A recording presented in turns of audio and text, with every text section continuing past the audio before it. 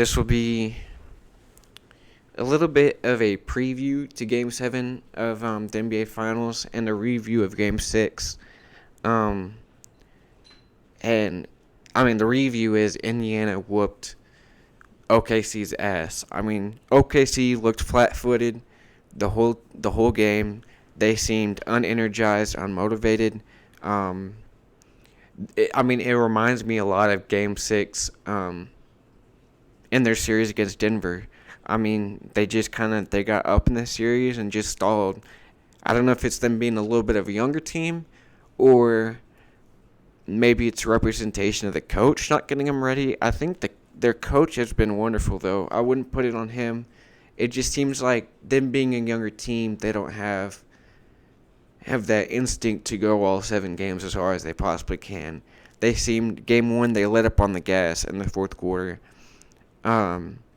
Game 6, they never had a quarter that they won.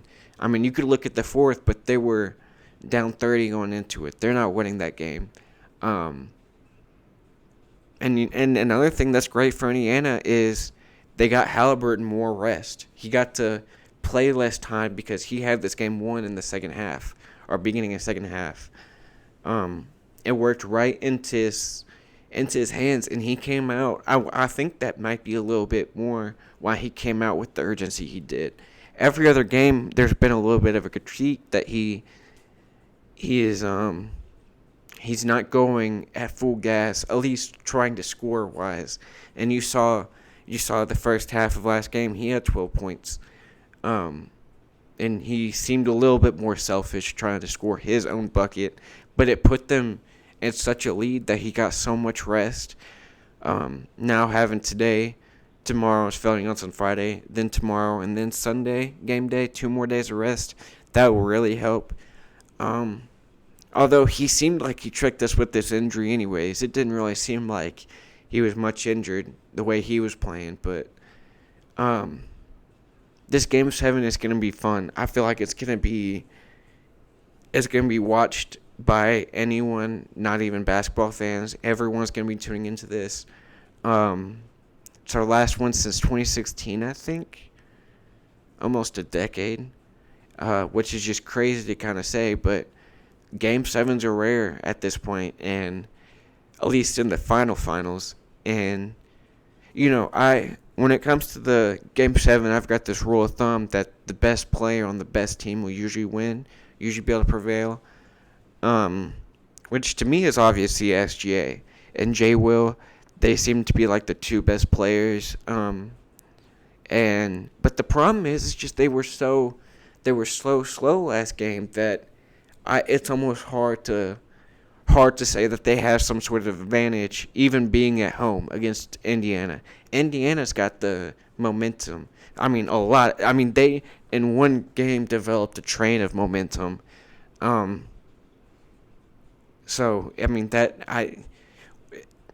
could see if OKC could stop this train, but their defense really didn't come to play. Their offense was very bland. The bench was non-existent. Their 3-point shot was non-existent. Hopefully OKC, those look like outliers, but if they aren't, OKC's in trouble. It doesn't look good for them at all. But 2 days of rest, maybe getting a practice in. They understand, kind of like Indiana did this game, if they lose, or win or lose, especially for OKC now, that's their last game of the year. So they're going to give it everything they've got. But it for as much as OKC has going for them, being at home with one of the top 5 home crowds in the NBA, especially playoff time, you can say that for sure. With the crowd, home court advantage, having SGA, the best player on their team, everything should be in OKC's favor, except how good Indiana's looked. And another thing I think that plays in Indiana's favor is, since they pretty much get it by committee, they have their all-stars in Tyrese and Pascal Siakam. But especially what we've seen in these playoffs is everyone on that team will give you a bucket, give you 10 plus. You can have Indiana might have 8 players, 10 plus points, and if they do that, I think they can win. And what makes that so difficult for the other team, in my opinion, is that they don't have a guy that they can hone in on. Um, for Indiana, they can look to shut down SGA with all they've got. They can look to have him and Jay Will full focus on them too. For Indiana or for OKC planning their defense against Indiana, they have no clue will be one of the 8 with the hot hand coming out. They have no clue who will pick up the 20 points that has been leading Indiana all playoffs, all finals at least.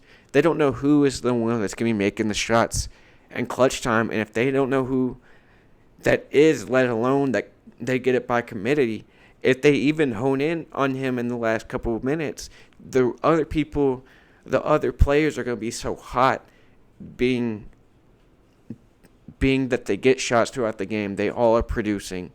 It's gonna be hard for OKC to stop that. That's been why Indiana closes out games and comes back from games so well, is that the defense can't hone in on one player, because there's all 5 players on the court will kill you.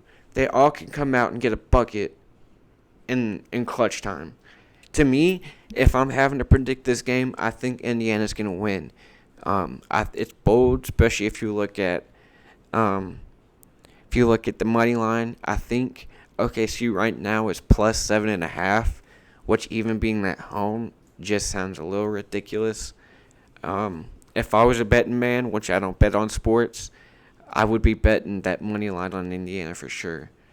There's just something about that team, something about Rick Carlisle's experience too.